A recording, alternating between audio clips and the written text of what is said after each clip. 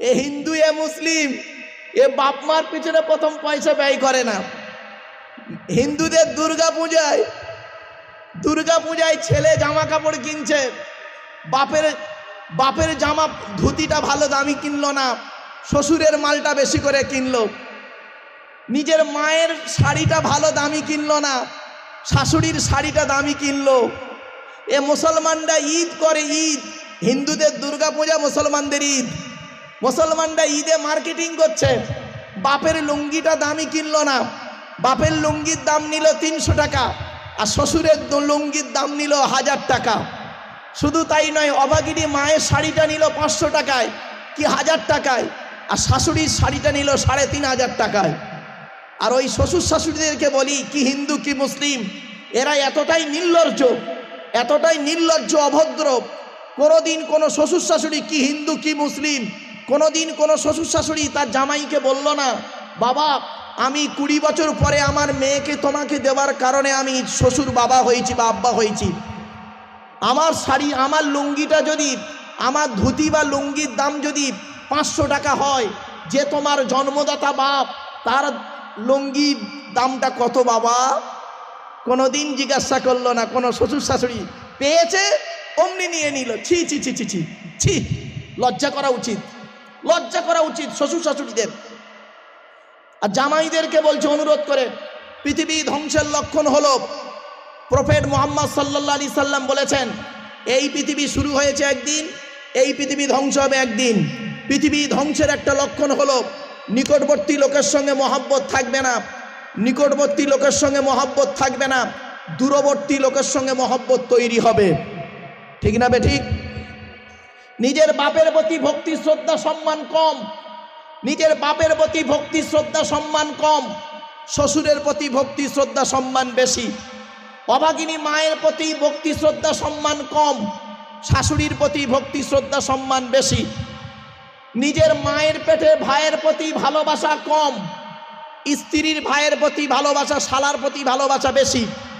নিজের মায়ের পেটের বোনের প্রতি ভালোবাসা কম, স্ত্রীর বোনের প্রতি, শালীর প্রতি ভালোবাসা খুব বেশি। ঠিক না বেটি? কোরআনে বলা হয়েছে, সৃষ্টিকর্তা বলছেন, ফালিল ওয়ালিদাইনি ওয়াল আকরাবিন, টাকা পয়সা সর্বপ্রথম তোমরা তোমাদের বুড়ো বুড়ি বাপ আর মায়ের পিছনে ব্যয় করবে। আর এ হিন্দু এ মুসলিমেরা কি করে জানেন? ছেলে প্রথম চাকরি পেয়েছে, ছেলে চাকরি পাওয়ার পরে মাইনে পেয়েছে, 3 মাসের মাইনে একসঙ্গে পেয়েছে, পাওয়ার পরে সর্বপ্রথম স্ত্রীর নামে ব্যাংকের বই খুলছে, আর স্ত্রী তার ব্যাংকের বইয়ের নমিনি করেছে ওর ভাইকে।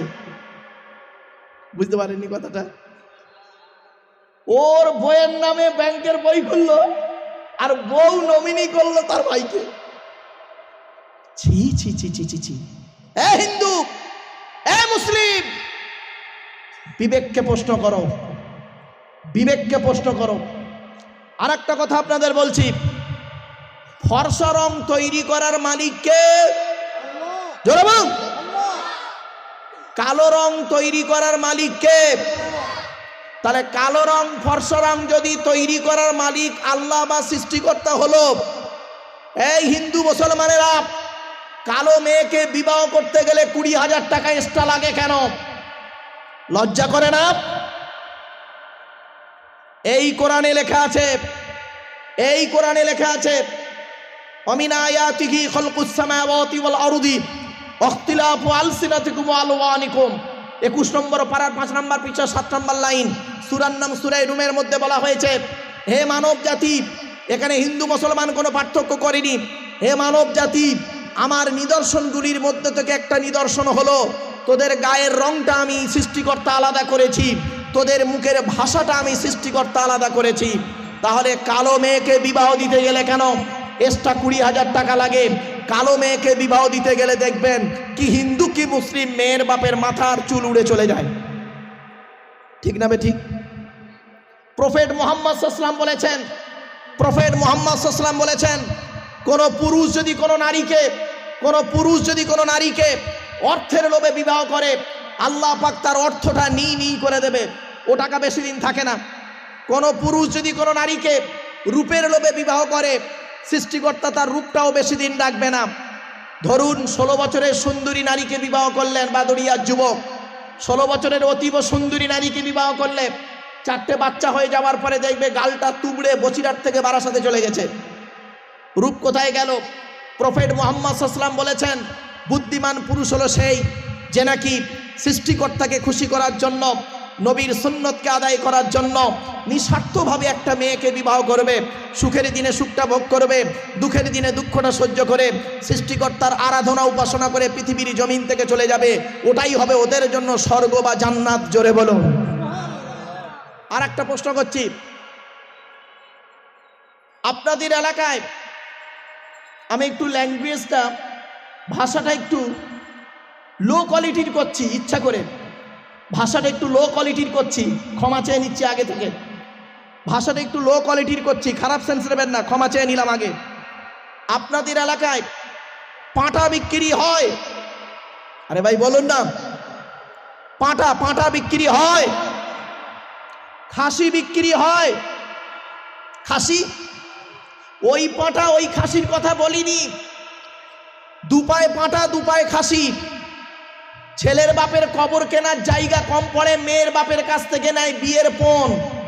ছেলের বাপের শ্মশান কেনার কাঠ কম পড়েছে, মেয়ের বাপের কাছ থেকে নেয় বিয়ের পণ। যে ছেলেটা মাধ্যমিক পাশ করলো, নিরুপমার করুণ গল্পটা গল্পগুচ্ছ কাহিনী, রবীন্দ্রনাথের লেখা দেনা পাওনা গল্প পড়ার পরে সে ছেলে যদি বলে মাধ্যমিকে স্টার পেয়েছি, আমার সার্টিফিকেটের দাম হলো 50,000 টাকা, ইয়াম্মা গাড়ি, 5 ভরি সোনা, তবে একটা গরিবের মেয়েকে বিবাহ করব। আমি আব্দুল্লাহ কিল মারুফ বলে যাচ্ছি, মাধ্যমিকে স্টার পাওয়া ছেলেটার থেকে যে ছেলেটা 4 পাস করে বাড়িতে বসে থাকে, 4 পাস করা ছেলেটা মাধ্যমিকে স্টার পাওয়া ছেলের থেকে ভালো। কোরআনে বলা হয়েছে সাম্মাউনা লিল কাযিবি আকালুনা লিসুহুত। সুহুতের তাফসীরে বলা হয়েছে বিয়ের পণ নেওয়া তেমন হারাম, ব্যভিচার করা যেমন হারাম। বিয়ের পণ নেওয়া তেমন হারাম, ব্যভিচার করা যেমন হারাম। অনুরোধ করে বলে যাচ্ছি, জ্ঞানীগুণী বুদ্ধিজীবী মানুষ, আজকের লেকচার তো শুনছেন ভালো, কিন্তু আগামীকাল গিয়ে আবার ওই কাজে লিপ্ত হবেন, নিজের বিবেককে প্রশ্ন করবেন। অনুরোধ করে বলছি। আর একটি প্রশ্ন আপনাদেরকে করছি, এখানে সব হিন্দু মুসলিম মিক্স বক্তব্য চলছে এখন। এখানে যত মানুষ আছেন, নারী পুরুষ হিন্দু মুসলিম, সকলকে কেন্দ্র করে আমার প্রশ্নটা, আচ্ছা যারা মানুষকে খুন করে তাদের দেশের সংবিধান অনুযায়ী তাকে শাস্তি দেওয়া হয়, ঠিক না বেঠি? আরে ভাই বলুন না।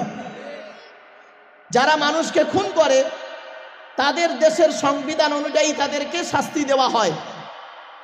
এখন ভারতবর্ষের পশ্চিমবঙ্গের উত্তর 24 পরগনা জেলার বাদুড়িয়ার দিলীপ কুমার স্কুল মাঠের বিচার চলছে। এখানে অনেক খুনি বসে আছে, দাঁড়িয়ে আছে, বসে আছে, কি হিন্দু কি মুসলিম, নরনারী, অনেক খুনি আছে। যদি বলেন আমরা কি করে খুন করলাম, এই কোরআনে আছে, আমি আপনাদের রেফারেন্সটা দিচ্ছি। খুন করেননি তো এই মা বোনেরা, খুন করেননি? কোরআন কি বলছে দেখি, লা তাকতুলু আওলাদাকুম মিন ইমলাক নাহনু নারযুকুকুম ওয়া ইয়্যাহুম ওয়া লা তাকরাবুল ফাওয়াহিশা মা যাহারা মিনহা ওয়া বাতান। সেখানে বলা হয়েছে 8 নম্বর পারায় সূরা আনামের 151 নম্বর আয়াতে বলা হয়েছে, তোমরা তোমাদের সন্তানদেরকে খাওয়াবার ভয়ে হত্যা করো না। এখানে অনেক নারী পুরুষ বসে আছে, অনেক নারী পুরুষ দাঁড়িয়ে বসে আছে, হিন্দু মুসলিম, সন্তান হত্যা করেছে। স্বামী স্ত্রী আনন্দ ফুর্তি করলো, বাপের স্ত্রীর পেটে বাচ্চা এসে গেছে, দুজনে মিলে যুক্তি করলে এই বাচ্চাটা নেওয়া যাবে না, এ বাচ্চাকে মেরে দাও।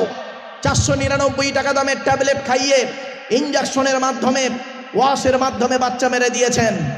কোরআন বলছে লা তাকতুলু আওলাদাকুম মিন খাশিয়াতি ইমলাক, তোমরা তোমাদের সন্তানদেরকে খাওয়াবার ভয়ে হত্যা করো না।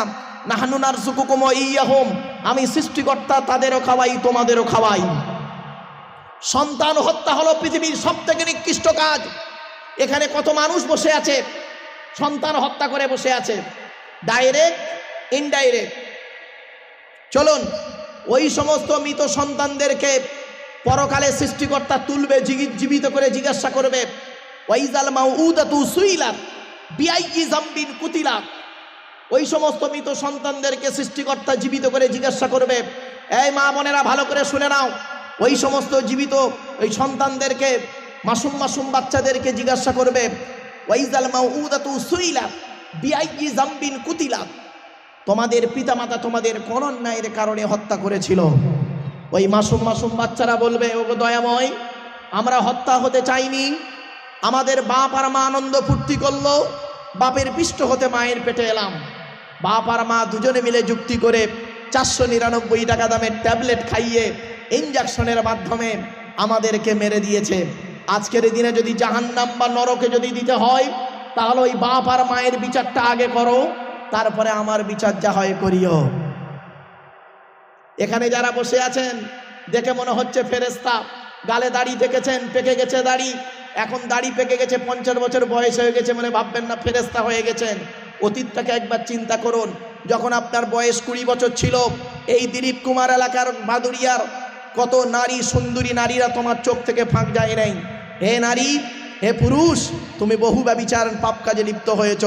ছোট্ট একটা উদাহরণ দিচ্ছি, 1990 সালের কথা বলছি। আমার পাশে এক বয়োজ্যেষ্ঠ লোক বসে আছেন, ও পাশেও একজন বয়োজ্যেষ্ঠ লোক বসে আছেন। 1990 সালের কথা বলছি। 1990 সালের সময় ছেলেরা প্রেম করত, ছেলে মেয়ে প্রেম করত। আমাদের ছোটবেলায় দেখেছি ছেলে মেয়েরা প্রেম করত। তো প্রেম করতে গিয়ে কিসের মাধ্যমে প্রেম করত? চিঠির মাধ্যমে প্রেম করত। চিঠি। এখন চিঠির মাধ্যমে আর প্রেম হয় না, এখন মোবাইলে, আধুনিক বিজ্ঞানের যুগে মোবাইলের মাধ্যমে প্রেম হয়। ভালো কথা। তখন প্রেম করত যুবক ছেলে, যুবতী মেয়ে। আর এখন প্রেম করছে কি শুনবেন? 2 ছেলের মা 4 ছেলের বাপের সঙ্গে পালাচ্ছে। ঠিক না বেঠিক? কি হিন্দু কি মুসলিম, 2 ছেলের মা 4 ছেলের বাপের সঙ্গে চলে যাচ্ছে।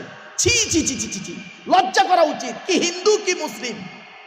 শুধু তাই নয়, আরো দেখেন, যুবক ছেলেরা এরা আবার প্রেম করে কাদের সাথে জানেন? এ বেশিরভাগ যুবক ছেলে যুবতী মেয়ের সঙ্গে প্রেম করতে ভালোবাসে না, পাড়ার বৌদি আর ভাবিদের ধরেছে। বাস্তবটাই বললাম, হয়তো শুনতে কথাটা খারাপ লাগলো, কিন্তু বাস্তব কথা। এজন্য আমি হিন্দু মুসলিম যুবকদেরকে বলবো, হে যুবক তুমি ফিরে এসো, হে যুবক তুমি ফিরে এসো, হে যুবতী নারী তুমি ফিরে এসো, যুবতী নারী তুমি ফিরে এসো, পাপ থেকে ফিরে এসো। একদিন তোমাকে শুতে হবে, একদিন তোমাকে মৃত্যুবরণ করতে হবে। চলো, সৃষ্টিকর্তা বলছে আমার নিদর্শনগুলো দেখ, আর একবার আমাকে সৃষ্টিকর্তা বলে ডাক দে, আমি তোর ডাকে সাড়া দেব। জোরে বলুন সুবহানাল্লাহ।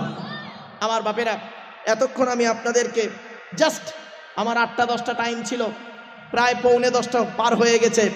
আর কয়েক মিনিট আমি কমিটির কাছ থেকে নিচ্ছি সময়। আচ্ছা তো সময়, আচ্ছা শোনেন না, 10:30 পর্যন্ত বলছি। চলেন, এতক্ষণ আপনাদেরকে সৃষ্টিকর্তা সম্পর্কে সংক্ষিপ্ত ধারণা আপনাদেরকে দিলাম। এবার আসছি নবীদের আলোচনায় যাব। নবীদের আলোচনা, তার আগে একবার কালেমায়ে তৈয়বা পড়ে নিন। লা ইলাহা ইল্লাল্লাহ, লা ইলাহা ইল্লাল্লাহ, লা ইলাহা ইল্লাল্লাহু মুহাম্মাদুর রাসূলুল্লাহ।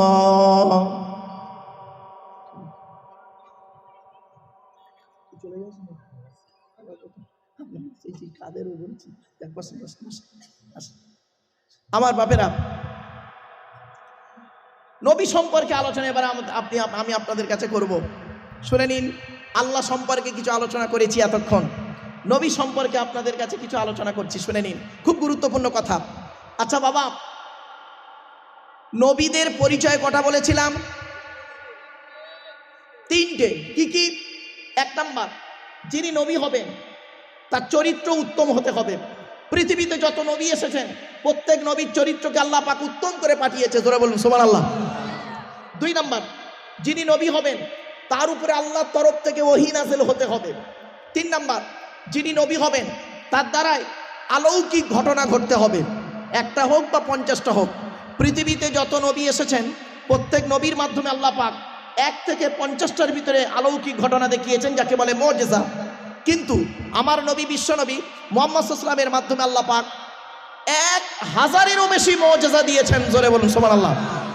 সেই 1000 মুজিজার ভিতরে সর্বশ্রেষ্ঠ এই কোরআনুল মাজিদ। শুনে নিন, এই কোরআনে লেখা আছে নামাজের কথা কোরআনে আছে 82 জায়গায়। কত জায়গায়? 82 জায়গায়। আর লেখাপড়ার কথা কোরআনে আছে 92 জায়গায়। লেখাপড়ার কথা কোরআনে আছে 92 জায়গায়। অনুরোধ করে আপনাদের বলে যাচ্ছি, লেখাপড়ার গুরুত্ব দিন। প্রফেট মুহাম্মদ সাল্লাল্লাহু আলাইহি ওয়াসাল্লাম বলেছেন, উতলুবুল ইলমা মিনাল মাহদি ইলাল লাহাদ, দোল্লা থেকে নিয়ে কবর পর্যন্ত লেখাপড়া শেখো। লেখাপড়া যদি আপনার ভিতরে থাকে, সত্যিকারের জ্ঞান যদি থাকে, ওই টুকরি করা চুরি করা জ্ঞান যদি থাকে, আপনি নিজেই নিকৃষ্ট আর মানুষকে নিকৃষ্টই করবেন। আপনি নিজে খারাপ, মানুষকে খারাপ করেই ছাড়বেন। আর যদি সত্যিকারের বিদ্যা, প্রকৃত বিদ্যা আপনার ভিতরে থাকে, তাহলে আপনার ভিতরে একটা জ্যোতি থাকবে, আর আপনার দ্বারাই মানুষ জ্যোতি পাবে, আলো পাবে। ঠিক না বে ঠিক? চলুন, আমরা যে নবীর উম্মত, তার নাম হলো প্রফেট মুহাম্মদ সাল্লাল্লাহু আলাইহি সাল্লাম, তাই তো নাকি?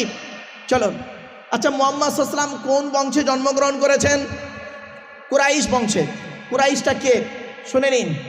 মুহাম্মাদের বাপের নাম আব্দুল্লাহ, আব্দুল্লাহর বাপের নাম আব্দুল মুত্তালিব, আব্দুল মুত্তালিবের বাপের নাম আব্দে মান্নাফ, আব্দে মান্নাফের বাপের নাম হাশেম, হাশেমের বাপের নাম কুসাই, কুসাইয়ের বাপের নাম কিলাব, কিলাবের বাপের নাম মুর্রা, মুরার বাপের নাম লুবাই, লুবাইয়ের বাপের নাম কাব, কাবের বাপের নাম গালিব, গালিবের বাপের নাম ফিগির, ফিগির থেকে কুরাইশ বংশ এসেছে। নবীর বাপের নাম আব্দুল্লাহ, মায়ের নাম আমিনা, দাদার নাম আব্দুল মুত্তালিব, দাদির নাম হলো নেতিলা বিনতে খব্বাব ব্রাকেটে ফতেমা, কেউ বলেছেন সামিরা। নবীর নানার নাম হলো আব্দুল ওয়াহাব জুহরি, নবীর নানির নাম হলো বারিরা বা বাররা, নবীর দুধমার নাম হলো হালিমা, নবীর দুধ বাপের নাম হলো হারেস, নবীর দুধ ভাইয়ের নাম আব্দুল্লাহ, নবীর বাপের নাম আব্দুল্লাহ, নবীর দুধ ভাইয়ের নাম আব্দুল্লাহ। দুজনে এক করে ফেলবেন না। নবীর জন্ম 570 খ্রিস্টাব্দে। ইংরাজি কি মাস ছিল? 29শে আগস্ট। আরবি মাস ছিল রবিউল আউয়াল মাস।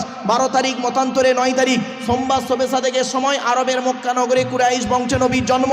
নবীর বাপেরা হলো 10 ভাই, নবীর মায়েরা হলো 19 বোন। নবীর বাপেরা 10 ভাই, নবীর মায়েরা 19 বোন। নবীর ফুপু, ফুপু ফুপু মানে পিতা, বাপের বোনকে আপনারা কি বলেন? নবীর ফুপু হলো 6টা। কটা? 6টা। আর নবীর ছেলে মেয়ে হলো 7টা। সব বলে দিচ্ছি, শুনে নিন। নবীর বাপেরা 10 ভাই, তার মধ্যে নবীর 9টা চাচা, 18টা খালা। 9টা চাচার নাম কি শুনে নিন। বড় চাচার নাম হলো হারেস। কি বললাম? হারেস, জুবায়ের, মুকাইম, ফাইদাক, জাইদাক, আবু লাহাব। আবু লাহাব নবীর নিজের চাচা। আবু লাহাব, হামজা, আব্বাস, আবু তলিব, নবীর বাপ আব্দুল্লাহ। কই এখানে আবু জাহালের নাম তো নেই, তাহলে বোঝা গেল আবু জাহাল নবীর চাচা নয়। অনেক ব্যক্তি তারা বক্তব্য করতে করতে বলেন আবু জাহাল নাকি নবীর চাচা। খবরদার বলবেন না, আবু জাহাল নবীর চাচা নয়। তাহলে আবু জাহালটা কে? ওর পরিচয়টা কি? আবু মানে পিতা, জাহাল মানে মূর্খ, মূর্খের পিতা। ঠিক আছে? ওর পরিচয় কি? ওর অরিজিনাল নাম হলো আমের বিন হিসাম। কি বললাম? আমের বিন হিসাম। ওর বাড়ি হলো সিরিয়ায়। ওর বাপ হলো একজন মেথর, মা হলো চরিত্রহীনা নারী। আর নবী ওর লানতের সার্টিফিকেট দিল মূর্খের পিতা। তাহলে কি দাঁড়ালো?